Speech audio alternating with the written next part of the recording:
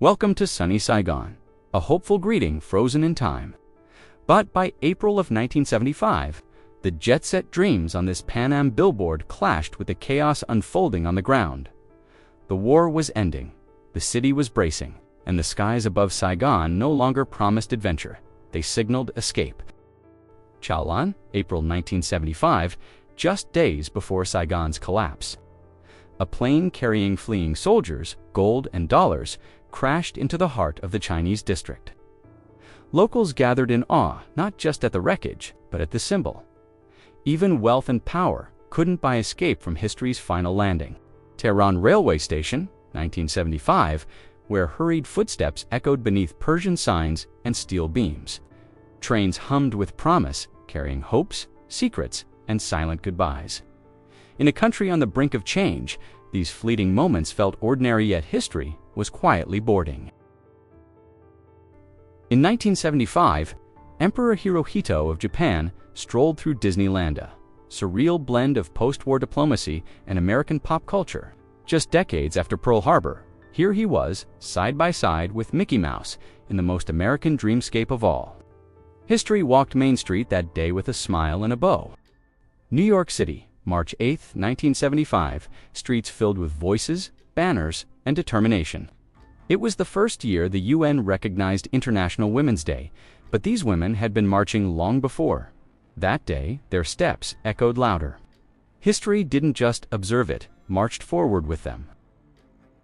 Andalusia, Spain, 1975. Holy Week brought solemn tradition even to the smallest shoulders. Children in costume retraced the passion, their young faces hidden behind haunting masks. It was play, ritual, and reverence all at once, a sacred pageant where innocence met centuries of devotion. Siberia, USSR, 1975, frozen winds, wool sweaters, and lessons passed down by hand. A hunter stands proudly as his son grips a rifle nearly his size. Survival wasn't just taught, it was inherited. In this stark land, childhood came wrapped in snow, silence, and responsibility. Nha Trang, April 1, 1975, desperation gripped the air heavier than the heat. As U.S. forces withdrew from South Vietnam, families clawed for a place on the last flights out. There was no order, no guarantee, only panic, heartbreak, and a door that might not open again. 1975, the Bay City Rollers were on top of the world, tartan-clad and teenage dreams in motion. With gold records in hand and smiles to match, they weren't just a band, they were a phenomenon. For a fleeting moment, these Scottish heartthrobs ruled the global pop scene, one scream at a time. April 30, 1975, Saigon fell, and with it, the Vietnam War came to an end. Viet Cong soldiers atop tanks rolled through the gates of the presidential palace, not with urgency, but with quiet triumph. In this moment, decades of bloodshed paused, and a new era began under a red flag. Saigon, April 1975 style, became a battlefield. As the Viet Cong moved in, symbols of the West were stripped away militarily. Hair was cut, sleeves rolled, and youth were reshaped overnight. It wasn't just a regime change, it was an identity erased, one snip at a time. July 17, 1975, floating in zero gravity, Soviet cosmonaut Alexei Leonov held up more than a sketch. It was a portrait of American astronaut Thomas Stafford, drawn aboard the Apollo-Soyuz mission. In that moment, Cold War tension gave way to quiet collaboration, proof that even in space, art could build a bridge. New York City, 1975 grit, on the walls, tension in the air. A young man exits the subway with steel in his stare and a gun at his waist. Captured by rubble kings, this was a city on edge where survival meant growing up fast, and innocence got left on the platform. New York, 1975, a simpler kind of madness. A phone booth turned playground as laughter echoed louder than traffic. No screens, no selfies, just a group of kids seeing how many memories could fit into a tiny glass box. Childhood didn't need much space, just friends and a dare. Los Angeles, 1975, royalty collided backstage. Robert Plant, the golden god of Led Zeppelin, surrounded by the fierce energy of the Runaways' teenage rebels, rewriting the rules of rock. In that room, eyeliner attitude and electric dreams lit the fuse of a music revolution. 1975 Led Zeppelin soared in the Starship, a private jet fit for rock gods. Velvet couches, a faux fireplace, and mid-air decadence defined their throne in the skies. This wasn't just tour. Transported was airborne excess, where music royalty rewrote what it meant to live loud at 30,000 feet. Ask ChatGPT. Iran, circa 1975, the Shah's immortal guard stood in gleaming armor, echoing ancient Persian grandeur with modern pageantry. Gold breastplates, crimson plumes, and solemn faces masked the turbulence brewing beneath the monarchy's polished surface. Power looked eternal till it wasn't. New York, circa 1975, the gritty set of Taxi Driver, a cinematic storm, was brewing. Robert De Niro, cool behind shades, Martin Scorsese, intense with vision, and a young Jodie Foster far beyond her years. Together, they were crafting a masterpiece, raw, haunting, and unforgettable. Asterisk. Japan, 1975, Freddie Mercury lit up the stage like no other. Dressed in a vibrant kimono, he didn't just perform, he reigned. With every stride and scream, Queen's frontmen fused East and West, opera and rock, fashion and fire. The spotlight didn't define him, he commanded it. New York City, 1975, on the corner of 23rd and 8th. Kiss stood in full makeup, blending glam rock theatrics with street grit. Suited up among stunned passersby, they weren't just a band, they were spectacle incarnate. In a city of characters, these four were impossible to miss. New York City, 1975, down the corner of 23rd and 8th. Kiss stood in full makeup, blending glam rock theatrics with street grit. Suited up among stunned passersby, they weren't just a band, they were spectacle incarnate. In a city of characters, these four were impossible to miss. East Germany, 1975 Angela Kastner, just 21, walks arm in arm with Ulrich Merkel through a quiet forest path. Long before she'd lead Europe, she was a physics student with a sharp mind and a quiet strength. In this photo, history hasn't yet noticed her, but it will. Madrid, 1975, three figures, one moment layered in geopolitics. Spain's aging dictator, Francisco Franco, shakes hands with U.S. Secretary of State Henry Kissinger. As President Gerald Ford looks on, democracy, diplomacy, and dictatorship collided. In that room, history holding its breath between handshakes. London, 1975, Tim Curry leans coolly against a street lamp, oozing charisma in plaid and flared trousers.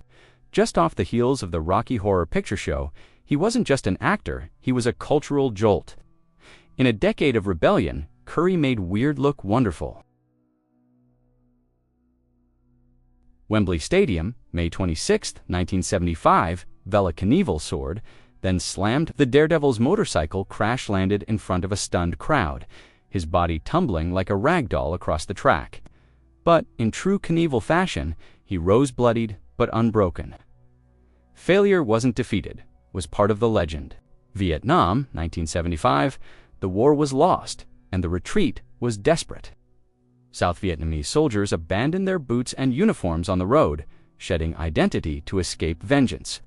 What remained was a haunting trail of defeat silence, scattered and final.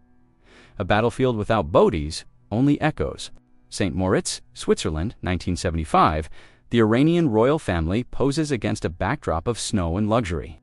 The Shah, elegant and composed, stands beside Empress Farah and their children, far from the unrest brewing back home.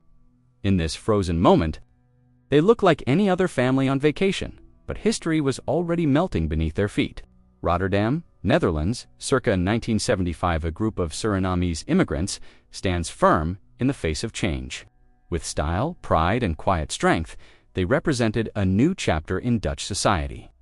The colonial past was behind them, but identity, resilience, and the right to belong were very much alive. Paramaribo Airport, November 23, 1975, just 2 days before Suriname's independence. The terminal was packed, not with tourists, but with uncertainty. Families clutched passports and belongings, torn between homeland and history. As the Dutch colonial era ended, some chose to leave, others stayed to rewrite the future. July 1975, Donald Slayton and Alexei Leonov float shoulder to shoulder inside the Soyuz orbital module. In the cold vacuum of space, warmth bloomed up from the sun, but from unity. The Apollo-Soyuz test project wasn't just science, it was diplomacy in orbit, where gravity gave way to peace. Pskov, USSR, 1975. While the West taught spelling bees, the Soviet Union taught strategy. In this classroom, rows of young minds studied not just pieces, but power. Chess wasn't a game. Here it was preparation. Every move on the board mirrored the Cold War, calculated, quiet, and relentless. David Bowie, 1975, cool, cosmic, and untouchably iconic, with flaming hair, tinted shades, and a cigarette dangling like punctuation. He wasn't just ahead of his time, he was outside of it. This was Bowie in transition between personas, yet always unmistakably himself, the man who fell to earth and rewrote the rules. Anaheim, October 9, 1975, where worlds collided in the most surreal way. Emperor Hirohito and Empress Nagako of Japan smiled alongside Disneyland ambassador Kathy Smith and Mickey Mouse. In a kingdom of fantasy, once unthinkable diplomacy found a stage. Peace, politics, and pop culture wrapped in a bow tie and mouse ears. Asterisk, Kampala, Uganda, July 1975. Idi Amin, larger than life and draped in power, is carried on a chair by 4 British businessmen during a diplomatic party. It's a surreal image of theatrical dominance and unsettling compliance. Beneath the laughter and applause, fear lingered because in Amin's Uganda, even a celebration was a show of control. America, 1975, before megapixels and cloud storage, there was Photomad, a tiny kiosk where memories were dropped off and picked up in yellow envelopes, one roll at a time. Pull up in your AMC Gremlin, hand over your film, and wait. It wasn't instant, but it was magic. Freddie Mercury, 1975, off stage, yet still magnetic. Lounging in a tank top and short shorts, drink in hand, he radiated effortless charisma. This wasn't the flamboyant showman of Wembley, but the man behind the legend, relaxed, sharp, and completely in control of his world. Even at rest, he dazzled. 1975, on the White House lawn, President Gerald Ford gave it his best shot, juggling a soccer ball for the king himself, Pell. In loafers and a suit, Ford played diplomat and dabbled in sports, while Pell, ever gracious in pinstripes, looked on. It was politics, meeting greatness, with a smile and a kick. Kenya, 1975, dust flies as a Moskvich 1,500 barrels past a herd of elephants during the grueling safari rally. Man, machine, and nature collided in the ultimate endurance test, where the terrain was wild and the spectators had tusks. In this race, survival was the real finish line. Indianapolis, 1975, backstage chaos before rock and roll thunder. Jimmy Page, draped in sequins and rebellion, throws back a bottle of Jack Daniels like a ritual. Around him, the band readies quietly, wildly. This was Led Zeppelin at full force, decadent, untouchable, and moments away from shaking the world. Stevie Nicks, 1975, perched on the hood of a muscle car draped in velvet and moonlight. Just as Fleetwood Mac was about to explode, she was already casting spells with her style, voice, and presence. Part rock star, part mystic, she didn't just sing songs, she lived inside them. East Germany, 1975, beneath a sign reading Disco Club, youth moved to rhythms that defied borders. In a world of restrictions and watchful eyes, the dance floor was freedom modest, dimly lit, but electric with life. For one night in that room, ideology faded and the beat took over. New York City, 1975, 42nd Street in all its gritty neon glory. Yellow cabs flood the street, while 30 marquees light up the urban dusk. This was Times Square before the Disneyfication raw, loud and unapologetically alive. A theater of chaos, where every block told a story and every story had an edge. Little Richard, 1975, still bold, still electric, draped in flamboyant fashion, with a drink in one hand and a stare that could silence a room. The architect of rock and roll never dimmed. Even off stage, he radiated the same unshakable energy that once lit the fuse on an entire genre. Royalty, without question. Toxteth, Liverpool, 1975. Mozart Street became a symphony of summer joy. Kids in swimsuits dashed through puddles, laughter echoing between rows of red brick. A simple hose turned into a fountain of freedom. No screens, no shoes, just sunshine, soaked sidewalks, and a childhood that didn't need much to feel infinite. George Harrison, 1975, wrapped in a saffron shawl, surrounded by still waters and sacred quiet. Long past the roar of Beatlemania, he had turned inward, seeking peace, not in fame, but in faith. Here, he wasn't just a musician, he was a pilgrim, letting silence sing where words once filled stadiums. Bronx, 1975, the Dragons stood united, a street gang forged by struggle and survival. Denim, chains, and hard stares were more than style, they were armor. In a city gripped by poverty and neglect, these young men and women carved out identity and respect, one block at a time. This was family fierce, fractured, and unbreakable.